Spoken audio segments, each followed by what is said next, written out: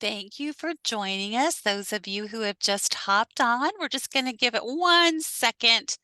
If you are here to see the lovely and talented Ellen Hagan interviewed by three lovely and talented students from Branham High School, you are in the right place. We just want to make sure that everybody can get on that wants to get on. So just hang tight for 1 second and then we'll get started.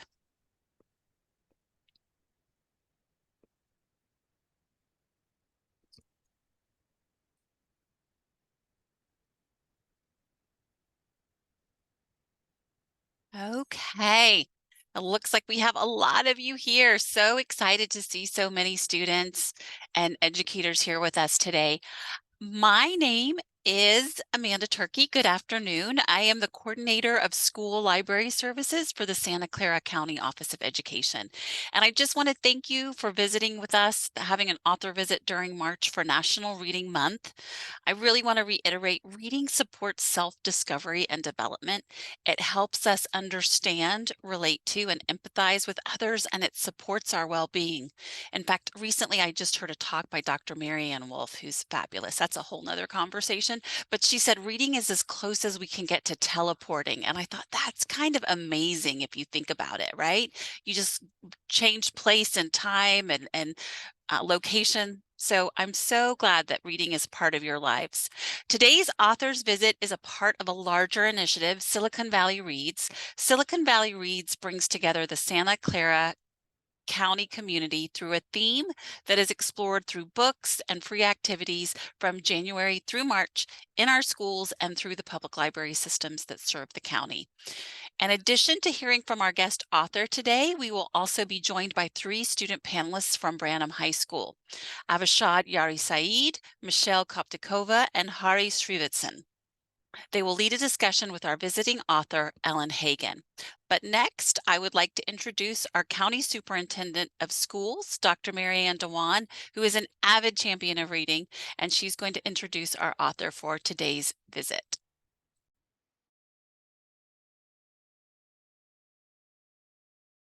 Thank you for the warm welcome.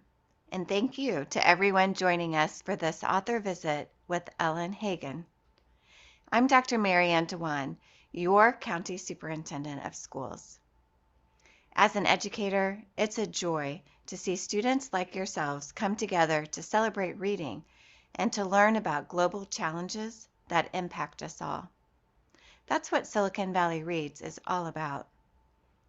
This year's theme is focused on sustainability. A greener tomorrow starts today. Through this theme, I encourage you to think about what you can do to help our community become environmentally sustainable. I hope you think of yourselves as environmental stewards. There are young people your age who are doing the work to build awareness, take action, and bring us closer to a greener tomorrow. Maybe you are one of them. To help emphasize this point, three students from Branham High School in the Campbell Union High School District are joining us today. They've prepared questions for Ellen Hagan, the author of Don't Call Me a Hurricane.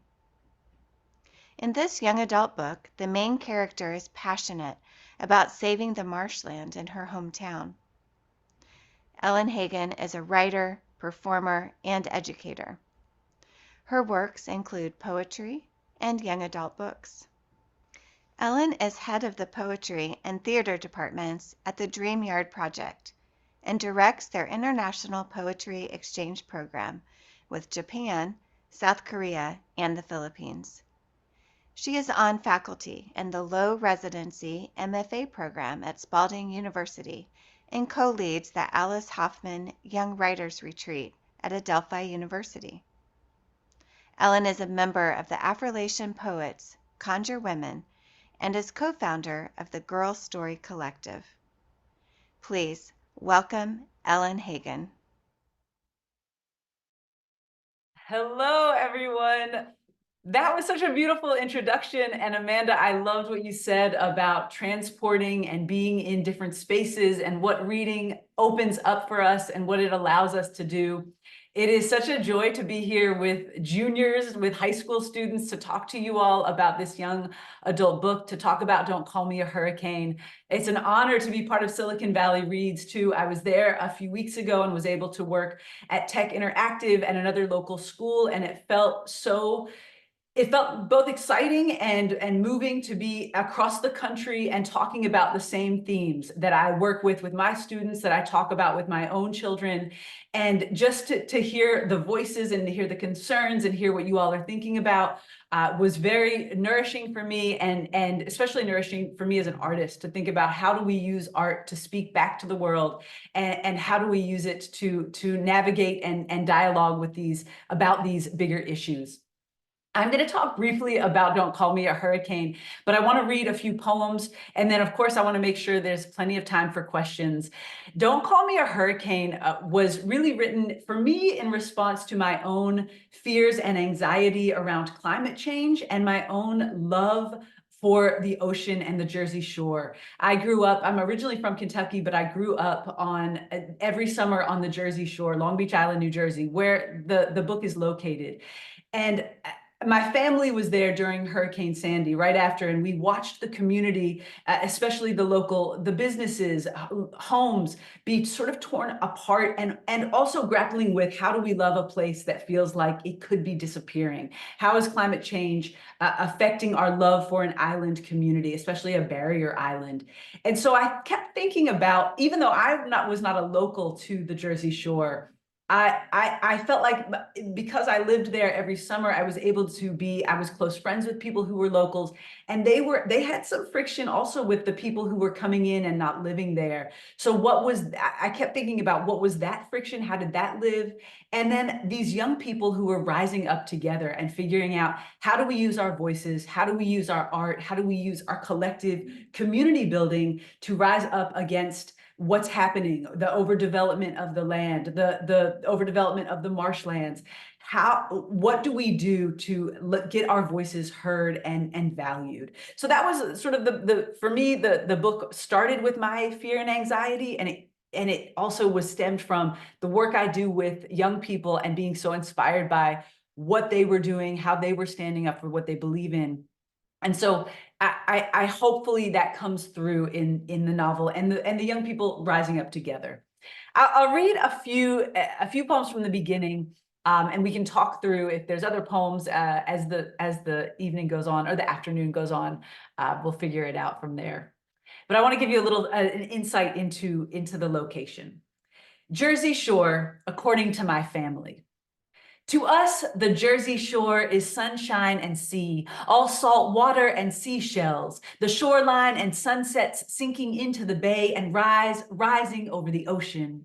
It is surfboards floating on Holyoke Avenue and kids learning to skimboard in the shallow water, riding waves from the time the lifeguards arrive until they pack it up each night, and afterwards building sandcastles that topple and fade, digging holes enough to bury ourselves up to our necks and then breaking free. The ice cream trucks that rip down Center Avenue and the Ferris wheel that reaches up to the sky at Fantasy Island. The bumper cars and Dragon roller coaster we ride dozens of times on pay one price Friday nights. It's pizza slices from Bay Village and the ship's wheel in Harvey Cedars for Swedish fish and gummy worms. It's cheesesteaks with Barba Woo and wing night at the Chicken or the Egg, but no one calls it that. So it's wing night at the Chegg, and everyone is there. The kids you grew up with, the ones you can't stand anymore, and the ones you love. Because home is some of the time complicated. It's paddleboarding and an afternoon kayaking off the end of the island in Holgate. It's walking and running and riding bikes and skateboarding and surfing with no shoes on, your feet getting tough and rugged enough to get through anything. Feeling free and loose. It's drifting and floating and almost sinking, but someone pulling you up just in time. This is the place we all grew up and grew into who we are. It's locals and tourists. It's born here and just visiting. And for those of us who were born right here in Long Beach Island, New Jersey, we call this place our own. We call it home. And I'll read two more that just sort of introduce you to the hurricane. My father used to call me a hurricane. Wild and unruly, rowdy and messy, fast and reckless, unmoving and impulsive, headstrong and willful, unexpected and quick, electric and fleeting, floating and flying, scrappy and breakneck, all the time moving and flowing and hurried and flashing and free, free, free. Now, we are careful not to compare anything to a hurricane because we know how dangerous and destructive it can be. We know its death toll from the US to the Caribbean to Canada, wrecking lives and families across the globe. We know its winds and rains, floods and rising waters. We know the damage and the loss. We know the trauma and the pain and the doubled over and the weeping and my mother holding on to us to save us from the storm. How the shape of our lives changed forever. We know the cost. And I'll pause there, but thank you again for having me, and I'm so excited to be in conversation with you all.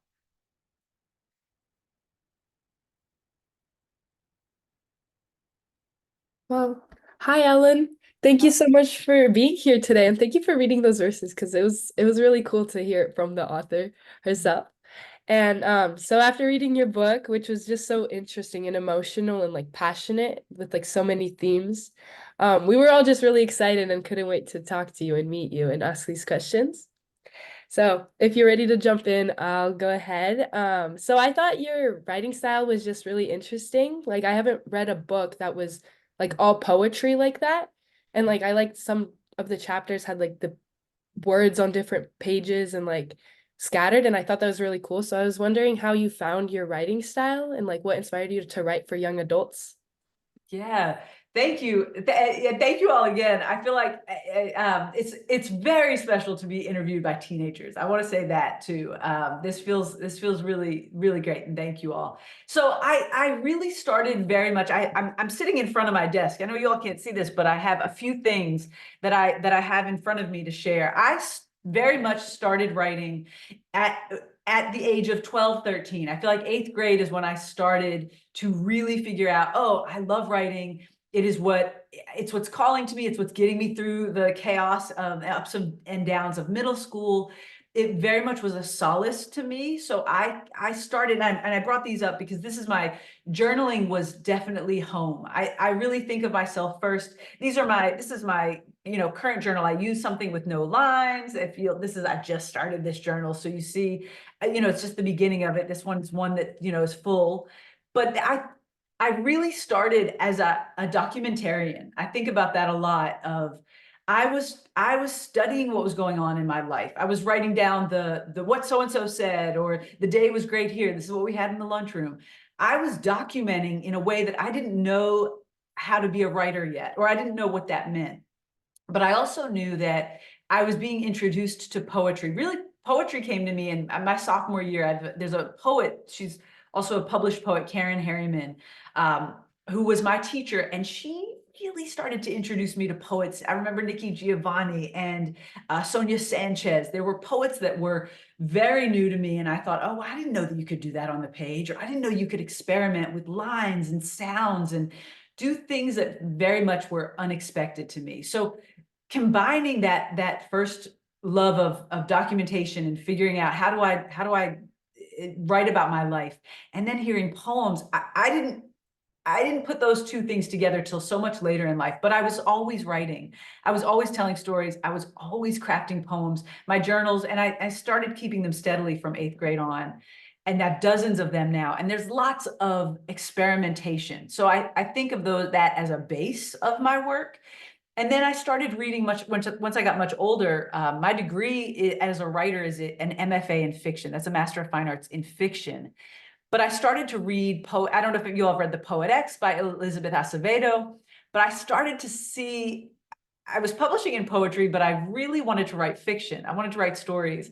And then I saw people doing this novel in verse, and I thought, wait a minute, there's something, I didn't have as much experience. I knew they existed, but I feel like something cracked open when Elizabeth Acevedo, The Poet X was huge. It won the National Book Award. And people a lot of poets I knew started writing these novels in verse following a storyline. So that's how I came to the novel in verse. but I've worked with young people for 25 years. I've been in classrooms. So I always knew I wanted to write stories for young people, but I like to, I like to jump genres. So I like to write fiction. I like to write work for adults. I like to write poetry. I like to switch off, but I think writing for young people is a very unique spot to be in. I'm going to try to make these questions not quite as long so I can get to them, but I'll hopefully loop back a little bit too. Thank you. Yeah, thank you so much, Ellen. I think that's really interesting, especially like hearing about how you found the like writing style is cool because I personally haven't read a book like that, like in verse before. Like I haven't, but I'll have to read the book that you mentioned, the one that inspired you. So Yeah, thank you. Hi, Ellen. My name is Avishad Yari Saeed. It is quite an honor to speak with you tonight and interview you about Don't Call Me a Hurricane, a book that I really relate to and that I think flawlessly captures many diverse themes. But I think it's extra exciting that I get to interview you today because prior to reading this novel, I had actually read one of your works with Renee Watson, Watch Us Rise. And, it's a really great story of truth that emphasizes how the challenges we face in life serves as our motivators in rising, taking risks, and believing ourselves, which I really related to. And I actually noticed a similar theme in Don't Call Me a Hurricane, where you write about how Eliza claims that the hurricane is her leader and motivates her to wake up every day and keep fighting for what she believes in, her home, and the environment. So I'm really curious, did this idea and the similarities between the two novels impact your interest in environmental issues or even inspire you to write this really noteworthy novel? Thank you so much. I was just on the phone with Renee Watson before this call. She was talking about a virtual visit. I was telling her about this virtual visit. We were both excited to share some of those highlights. But so a couple of things. I think, and Renee and I have known each other also since she moved to New York, almost 20 years now. And we taught together in the classroom. So when we first met, we were both, so the work that I do, I work at a nonprofit arts and education, anti-racist organization. What that means is we do a lot of work around race equity, but we also do a lot of work. So when we're thinking about climate change, we're thinking about what is the lens of who it affects around class, around race. What are those layers of climate or any issue? What are the nuanced layers of those issues around race, around class? So that's the work that I do currently, and that's the work that Renee and I did in the classroom. So when we partnered to write Watch Us Rise, we were very much inspired by who were the young people that we were teaching in the classroom? How were they speaking back to the world? We knew that that's who we were when we were teenagers, but to see it from you all, to see it with the people the kids we were working with, that was so exciting to us to see. They were teaching us so much. It was very much a back and forth. So after Watch Us Rise, and what we knew Watch Us Rise was about women's rights, and we wanted to write about these young women who were standing up for what they believe in. I have a 13-year-old daughter and a 10-year-old daughter, and the more I was raising them, learning about every day, I was reading a new article about what was happening to the planet. I was reading and figuring out what was going on in New York City. So I live in the highest part of New York City. I live in Washington Heights, which is one of the high. So when it floods, but there's another part of, if you go past Broadway, where predominantly young people of color live, there is the drains aren't cleaned out enough. People live in basement apartments. So when the floods happen, their apartments flood, or the garbage is not collected as much. There's not enough green space. So that you think about where climate change, who does it affect more? And what are the layers of complications? And my children go to a public school called Washington Heights Expeditionary Learning. And there is a group of young climate activists that are in high school. And they have a program called the Clean Air Green Corridor. I was watching what they were doing, and they're a group of climate activists, and they're saying, you know what, we need more trees in our area. We need the drains cleaned out more. We need more, the trash to be collected more in our neighborhood, which is not being addressed. So to see those young people making these huge changes and lobbying to the Congress people and making I was just so moved by what they were doing. And I kept thinking, how do I write a book that also addresses what happened to the coastal region after Hurricane Sandy?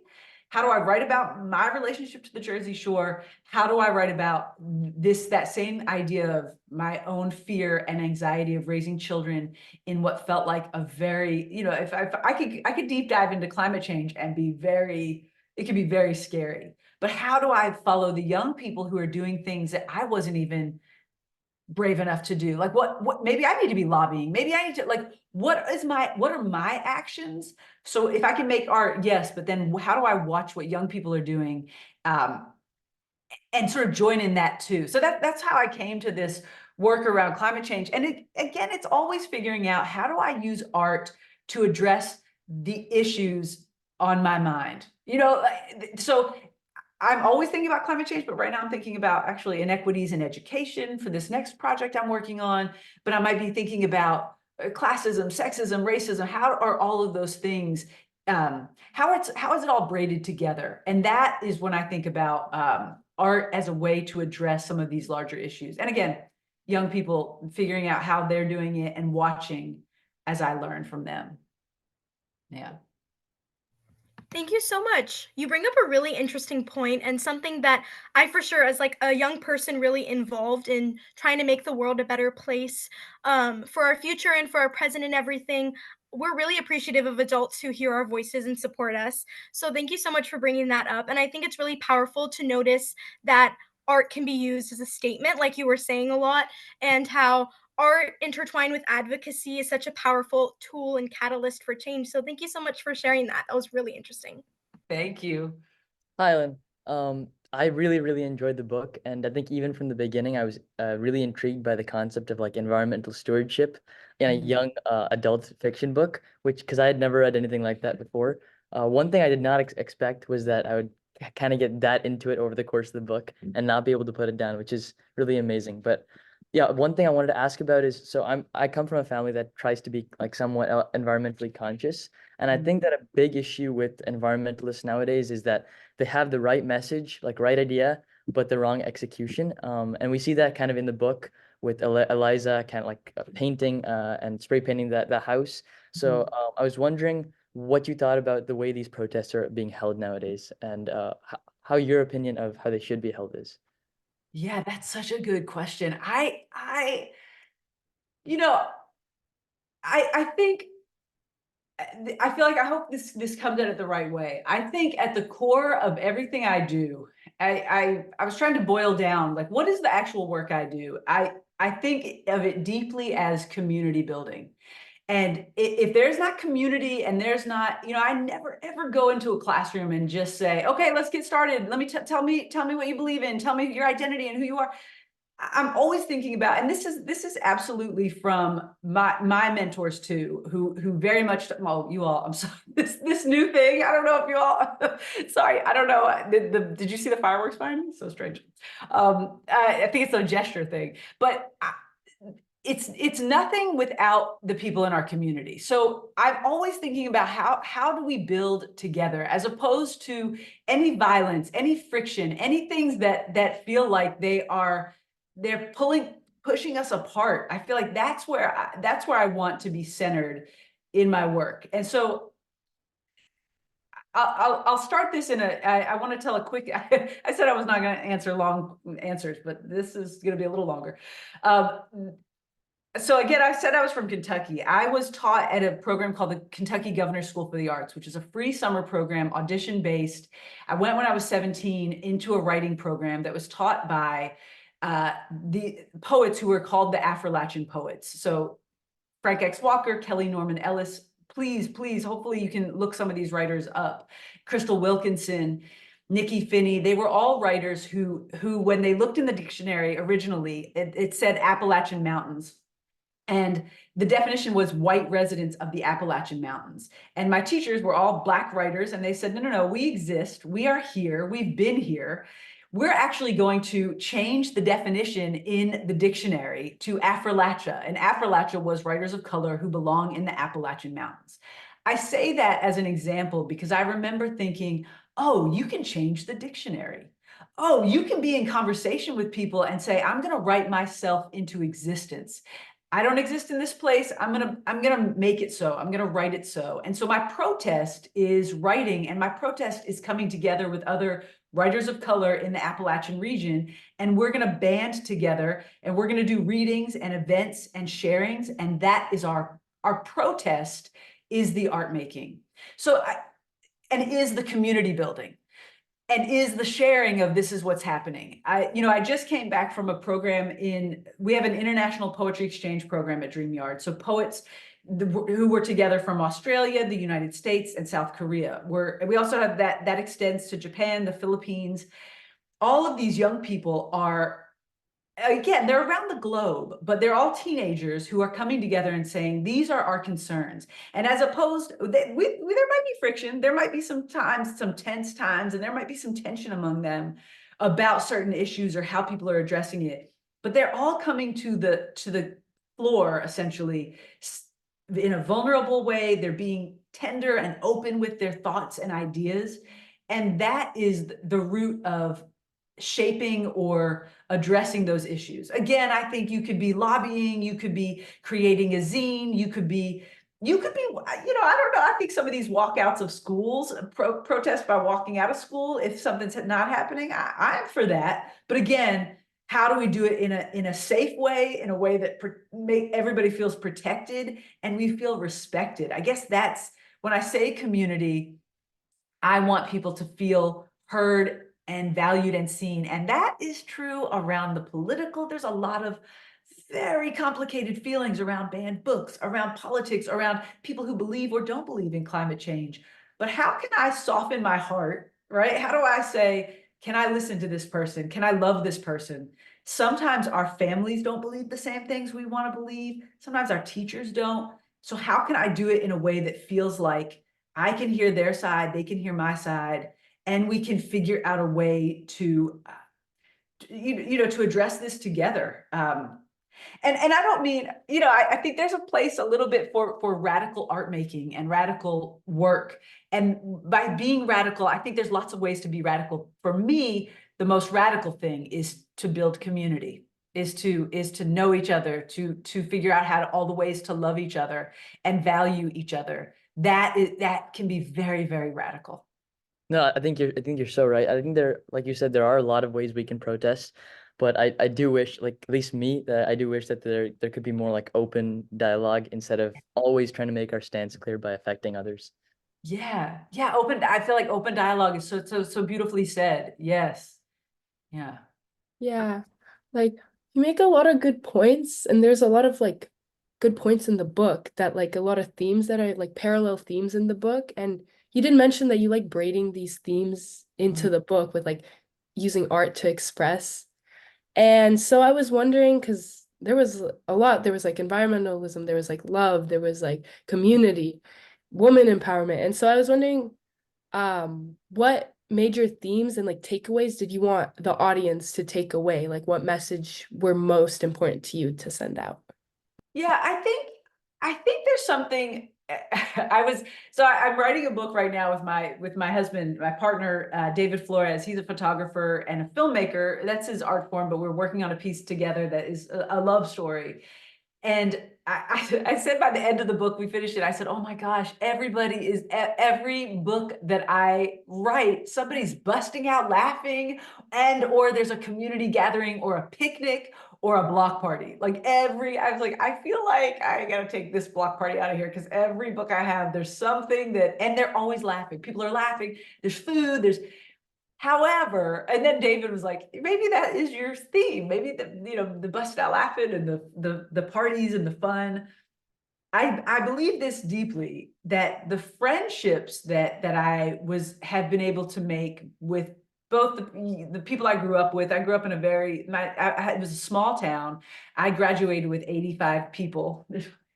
Daughter behind me there, with about 80. So I knew everybody, and we were all I wouldn't say we were super political, but not in the beginning, but by the end, after I'd gone through that summer program, Governor School for the Arts, I was like, oh, there's things I want to fight for, and I know I want to do it with writing.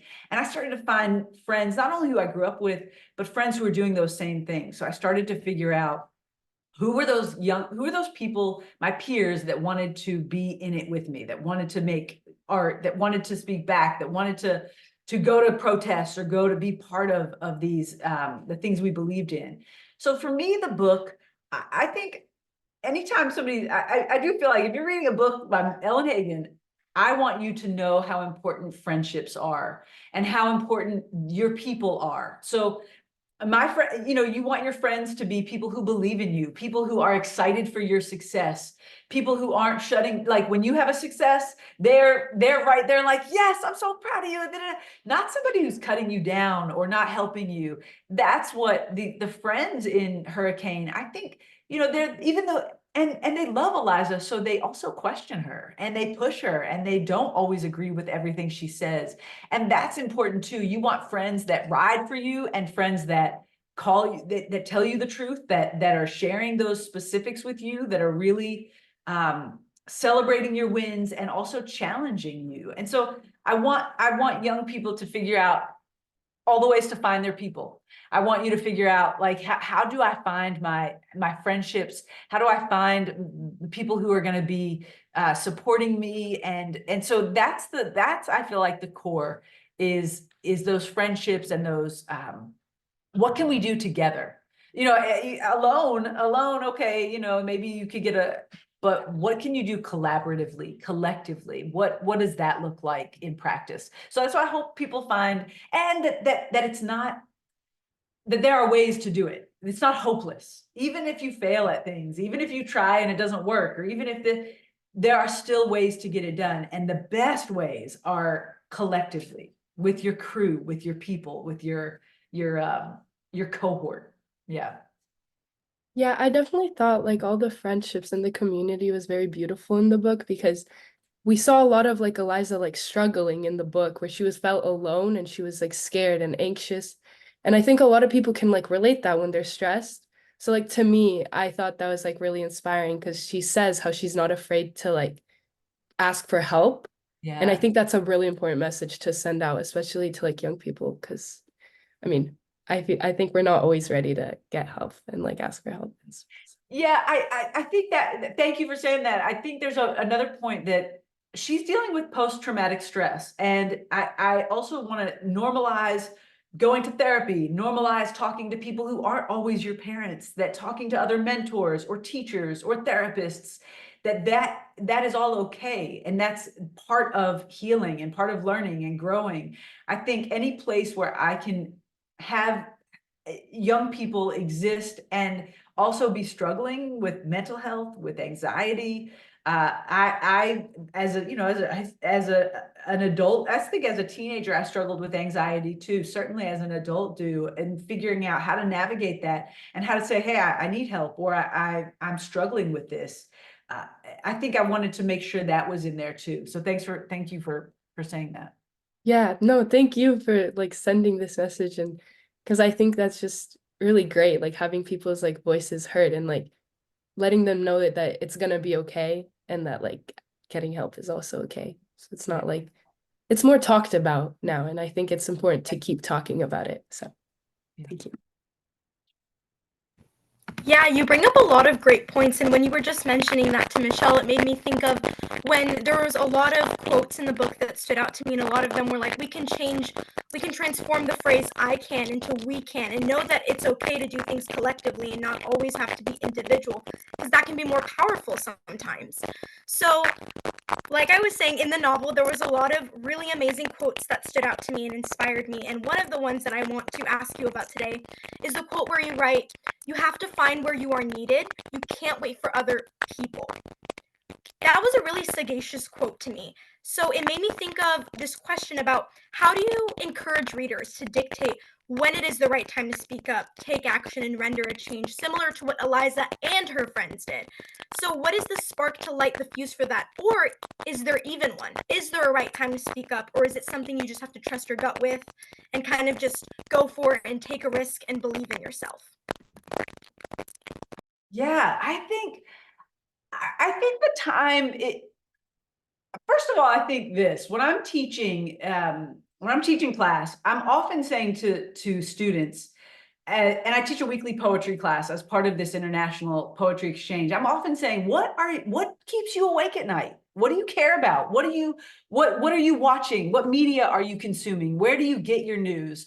What is driving you? What is, you sort of have to figure out, and I say this a lot to young people, what drives you in life? What not maybe I mean, I think purpose is big, not necessarily what your purpose is, because you might not know that yet, but what is where are you energized? Where are you most energized? And so when I'm thinking about issues, and listen, every student, every classroom I've been in, there's no lack of ideas, things they're thinking about, issues.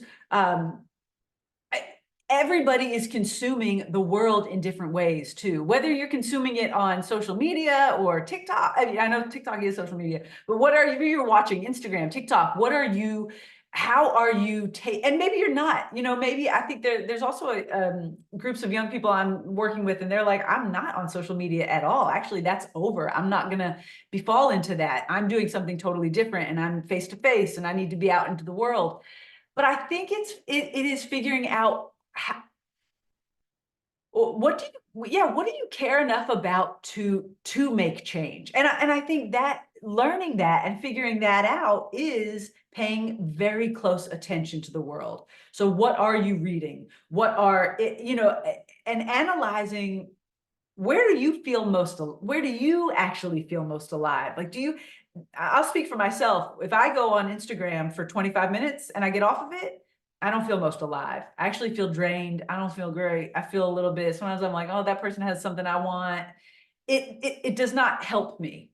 I feel most energized when I'm around other people and we get to talk and share, and I get to share something that maybe I was nervous to share, and then I did, and we got feedback, and thinking about when I read about women's rights, I'm very passionate. Or when I read about inequities in education, or who gets what, or the idea of the best, I get very, or class, anything around that, I'm passionate about, and I want to read everything I can about it, and I want to talk to people about it. That's what I would say. Like, what do you want to get on? What do you talk about with your friends in a way that you think, ooh, we found each other. We both care about that. We're both thinking about that.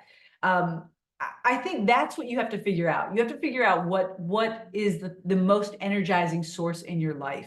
What keeps you awake, and what makes you figure out, like, what can I do? What can my voice contribute to this? Or what can our voices contribute? And so what does that look like? And I say consume media too. And I say this for, if anybody out there is a writer, writing is in everything. It's in the music that you're listening to. If you're watching a TV show or a movie, that all writers were part of that. So if you think, oh, how do I use my voice?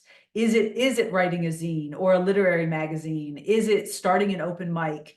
Is it saying, my daughter was and partly because we talk a lot about women's rights, she was like, across the world, people, young bodies who have periods don't have enough access to pads and tampons, and my daughter was like, maybe we should have a fundraiser for that. I said, let's do it. And so it made her learn about what places didn't have access to tampons, pad, where does it not have access? How does she get together with her friends? Maybe there's an open mic. Maybe she can partner with the radical bookstore down the street that does all kinds of political rallies and gatherings. How can she get her friends to invite their friends? Then we get to talk about periods in a way that feels natural and normal. So again, that's a long route to get there, but it's about community. It's about how do I find people who are like-minded, who want to talk about the same things I want to talk about. And then what do we do? Do we host an open mic? Do we host you know, a dialogue? Do we host a round table, something like that, that feels like we can really get in this together and have the dialogue we need? Yeah. That was really insightful. Thank you. Also, apologies if my audio is a little choppy. I don't have the best internet at home, but yeah, I think that's something I've definitely learned as a young person, especially really involved in things like representing underrepresented communities and things about resources, etc. I think that what a young person in general and just anyone in the world, like any person in our contemporary age, can take away is understanding that the most potent instrument we possess is our voice. And thank you so much for vocalizing that through your novel, and it just gets me really excited because, like I said, I I read Watch Us Rise, and I'm really passionate about women's rights, and I can just tell you a lot of the things that keep me up at night and a lot of the things that I feel my best version of myself when I'm thinking about that, when I'm talking about it. So it's really great that I can connect to Eliza through that level, and I'm sure a lot of other people on this call and other people who've just read your novels can agree with. Thank you. I had one question. So throughout the book, even like when she's happy and with Milo, Eliza is kind of having those internal struggles. Like even when she's like with him and she's happy, she still has those moments of PTSD and just like general internal struggles. So I was wondering if there was any aspects of her own internal struggles that you actively relate with, or that have been reflected in your writing of her. Yeah, yes, definitely. And I don't know that, so I'm 45. I grew up in the 90s. The 90s were a different world. I didn't get an email account till I was 18 years old, or an email address, right? We used disposable cameras. There was not there was not the constant self-reflection. However, so I wasn't, but my journal was the self. I mean, I was definitely, if I go back through my journals, I was definitely dealing with anxiety. I don't know that I had the language for it. I don't know if I had had that. But I definitely was dealing with it. And then of course, as I've gotten older, I know, I wanted to put that part for Eliza in there. And I love to say that I love a love story. I was somebody who was absolutely crush crazy. Crush wild, I will say. Had a lot of first loves. I was always, interested in crushes. And so I want to put that in my books. I want to put that, I feel like it, young people are layered, and not everybody is into crushes at that point. I was, so sometimes when I'm writing the books, I'm writing for who I was as a teenager. I was somebody who was invested in finding, having a first kiss, and I was invested in that. I was into that. So these books, I feel like there is I want there to be healthy love too. I want there to be love that feels good. That I had a lot of unhealthy, crushes that weren't the best for me. So sometimes I want to write what I hope for. I hope that young people have healthy, strong relationships that make them feel good about themselves and about each other. I want to write that into existence. So sometimes we write reality, and sometimes we write things that we hope for. I think that's really important too. So I think all the books, not to say that you can't write about complicated relationships too, but the ones that I'm most interested in about right now have to do with, and I think Milo and Eliza, I enjoyed writing the love story, the beginning sort of love story of them. And I enjoyed them having these complications around what I think of also, it was climate change, it was class. It was somebody who was coming in with a lot of money, somebody who was trying to figure out how they were going to sustain with the money they had. So I feel like it's a little friction in there. Uh, um, yeah. So yes, anxiety. I wanted to write a love story. I feel like those things were similar for me in my high school or my young adult time. Absolutely. I think one thing I like genuinely really loved about the book was that it never felt too fictional or too realistic at times. Like I thought it was a really phenomenal like blend of both. And even like at the end, with the project being delayed just by a couple months, it never felt like, that's way too out of reach. It felt like even though it was like fictional writing, it was something that even like even though I haven't been in that exact situation, something that I could relate to or feel like there was a possibility. Even like the possibility of their relationship, it was not like just like a storybook relationship. It was something that I feel like people can aspire for. So I thought that was really awesome. Thank you. And the marshland is a real place on Long Beach Island. It was a place that, so it is a mix of fiction, but there's a lot of places on Long Beach Island that really do exist. I did make up a few, but there were some places that are real. So it was a combination. I'm glad it felt that way for you, because you're trying to figure out, how do I make this feel as real as possible, and how do I build on that, as a writer. So thank you.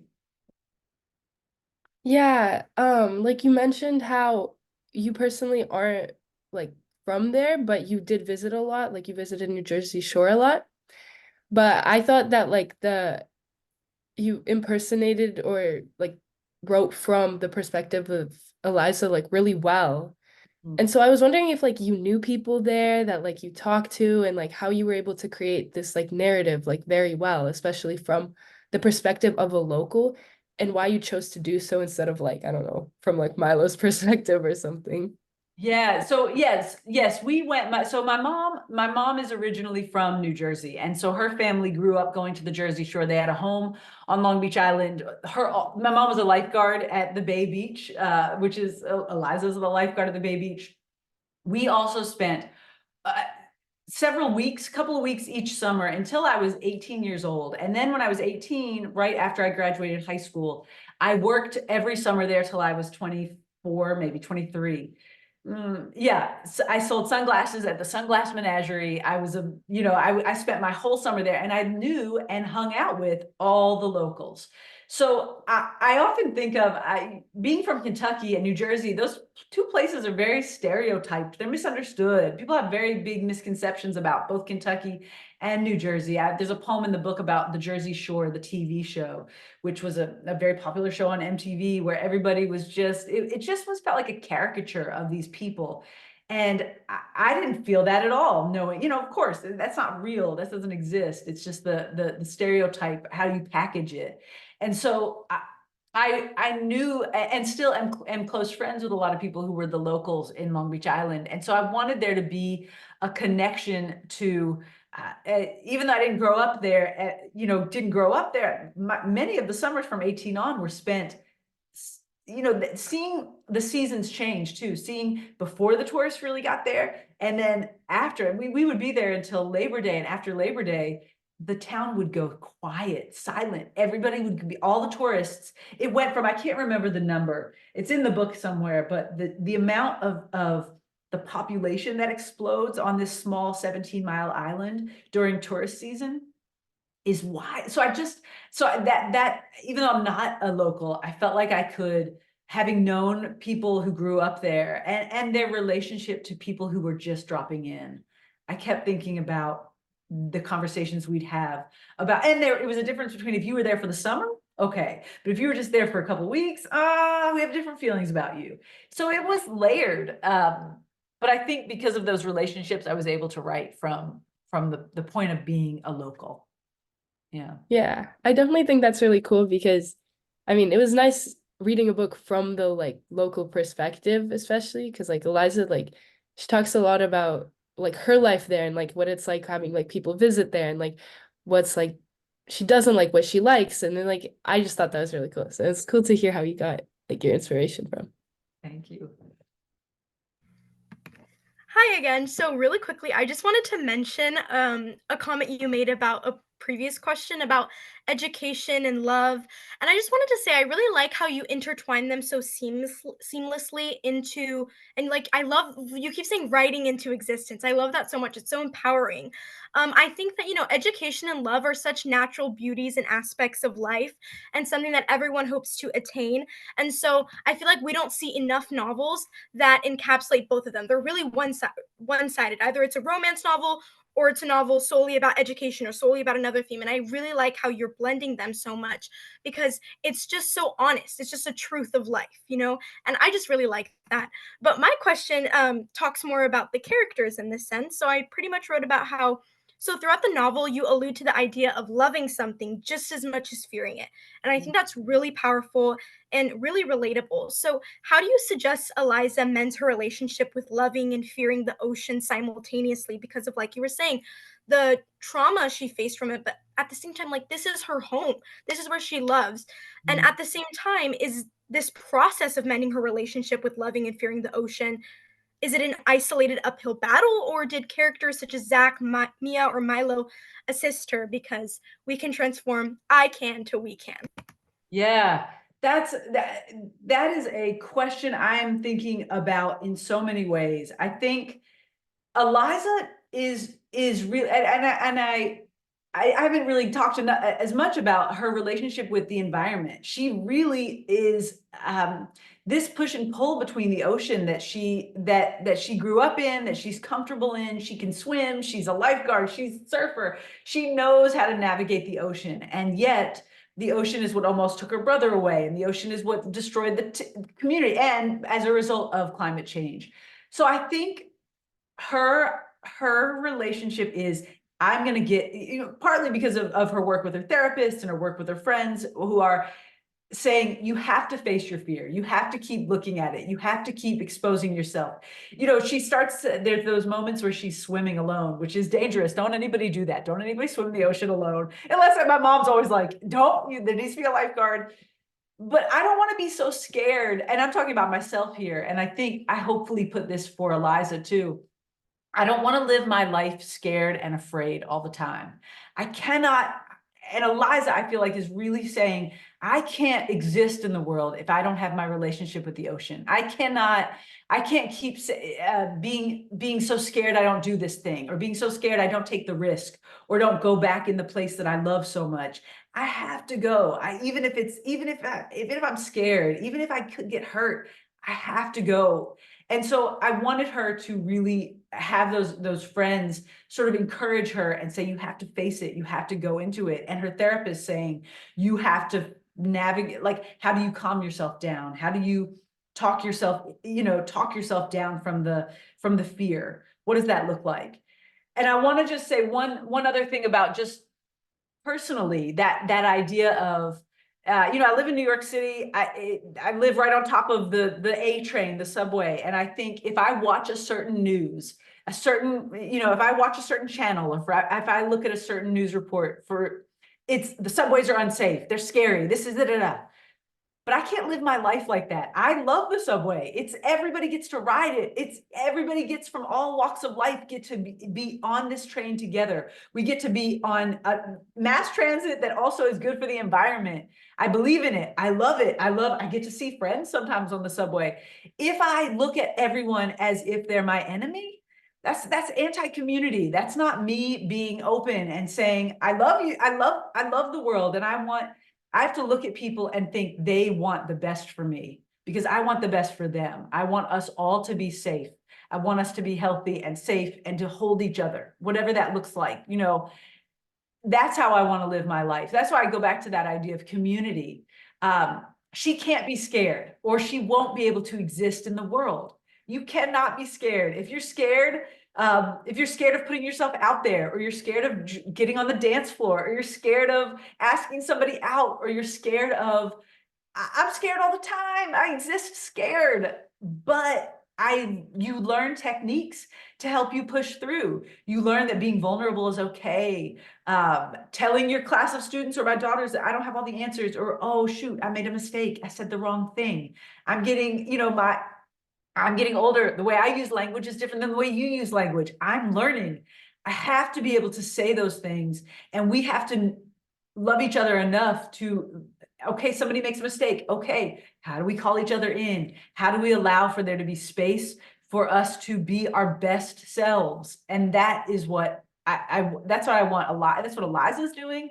But really, that's what I'm trying to do as a human being. And that's what I'm trying to teach young people. That's what I'm trying to learn from them.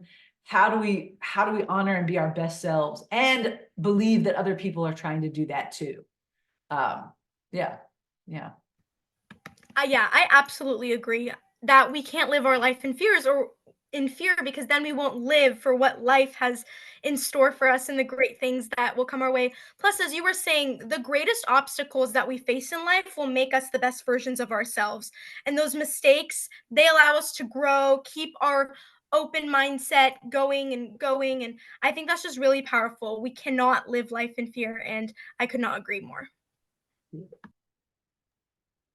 So one thing that I really appreciated about the book was that I think in like past books that I've read, even ones that I've enjoyed, sometimes it's felt like when they try to tackle a lot of themes or like morals or messages, they sometimes kind of just like throw them in there. And even though I enjoy it, sometimes it's not so cohesive. But with this book, it felt like every theme was intentional. Like every choice you made was not just like an accident.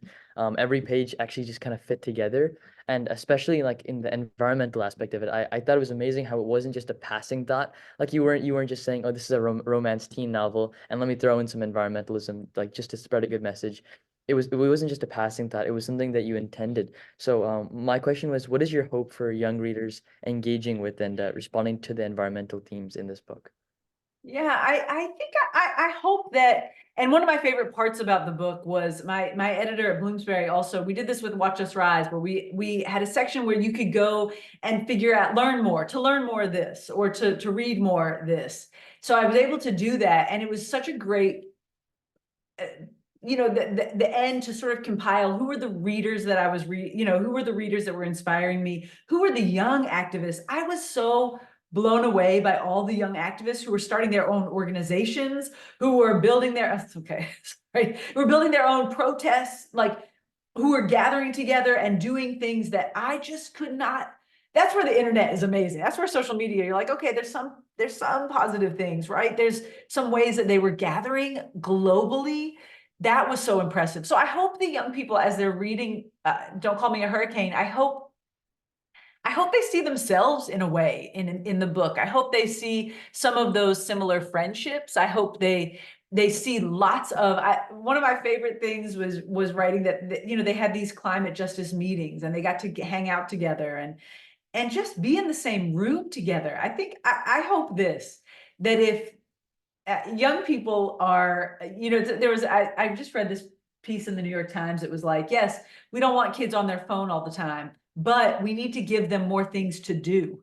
We need to have more places for them to hang out, and more, I'm always like, I grew up, mostly what we did was drive around and go out to the woods and sit and hang out. But I want young people to feel like they can gather, and to convince their families that it's okay to gather, whether it's at the mall or the park or at your friend's house or anywhere that you feel that you can feel comfortable getting together face to face. The Waffle House was a big place for me, around food, or Denny's, or any of the diner, or McDonald's, places where you could get together and have a meal and talk. That's, to me, was the core of how I became, how I grew up. And for me in the book, how are there places that young people can be themselves in Watch Us Rise? They go to a local bookstore that is actually modeled after the bookstore in my neighborhood. They go there because they're valued there. Their voices are valued there. So, and that could also be an after school space. I always say to my kids, the best part of school is after school, when school's not in session, and you can be there for clubs or activities, or early morning going before to meet with a teacher, to meet with your friends. Those are the points where you're gathering and you're figuring out how to address these, whether it's climate change or whether it's these bigger issues in your life that you want to speak back to. So yeah, I know I feel like it's coming to an end, but I just want to say these were the greatest questions, you all. The ways you asked the questions, the things you said after, this was one of the greatest conversations I've ever had. So I hope we stay in conversations, social media, but just either follow each other or follow the work that we do, because I really, whatever you all are doing, your families are doing, or your schools are doing, you all are such phenomenal young people. It's very exciting to talk to you. Thank you so much, Ellen. It was so nice to meet Thank you. you. It was so great talking to you. So great to meet you. And I loved your book, so. Thank you all. Thank you everyone for being with us. Thank you so much, Avishad, Michelle, and Hari, for all of your great questions. And thank you, Ellen, for all of your captivating responses. It was really great. I too appreciated a Waffle House or two in my time. But I wish you all the best. Thank you so much for sharing this novel with us. Thank you so much for sharing your community with us, because community is obviously very, very important to you. And I can't thank you all enough for taking the time to be here today to have this amazing conversation. So have a wonderful rest of your afternoon or evening, and best wishes to all of you. And I am going to end our webinar. Okay, bye-bye. Thank you. Thank you. Well, thank you. Bye. Thank you. Bye. And